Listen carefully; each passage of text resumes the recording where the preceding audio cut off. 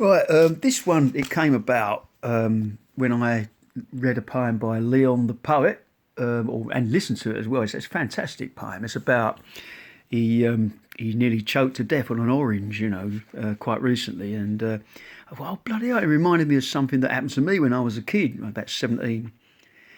And yeah, I lived in like a house share, and I had this habit when no one was around of like mopping up my gravy when I was eating my dinner with like a whole slice of bread and just cramming it in. And this particular case, I was doing it, and this flatmate of mine came in. She's quite nice, and I thought, oh my god, I've got a mouthful of food, so I couldn't let on, that I was being a bit of a pig.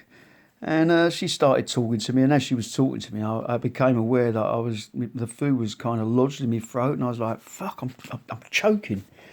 And I had to run to the toilet really quick and stick my finger down my throat, and I managed to make a hole in this bit of bread that was lodged down my throat. And yeah, I came back in, and I told her what happened, and she wasn't very impressed, to be honest. And I wrote a poem about it anyway, thanks to Leon, and I'm going to call it Mop Up.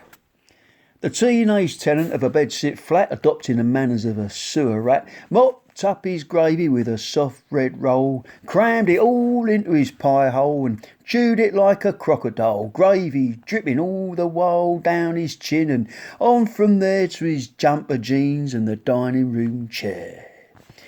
He chewed, and when he was done, he mopped up the rest with another one, shovelled it into his maw as before, and suddenly the dining room door opened, and in came his very attractive new flatmate, Kerry, and he, not wanting to appear crude, shut up and inconspicuously chewed.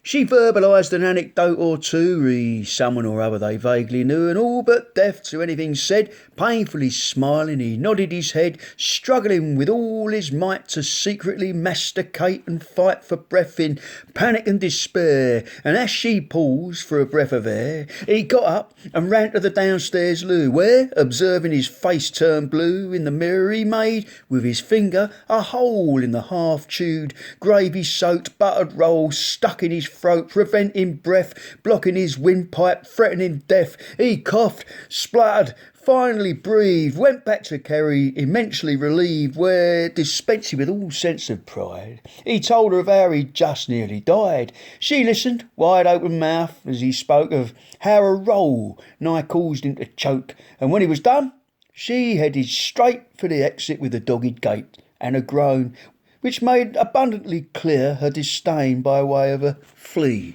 in his ear.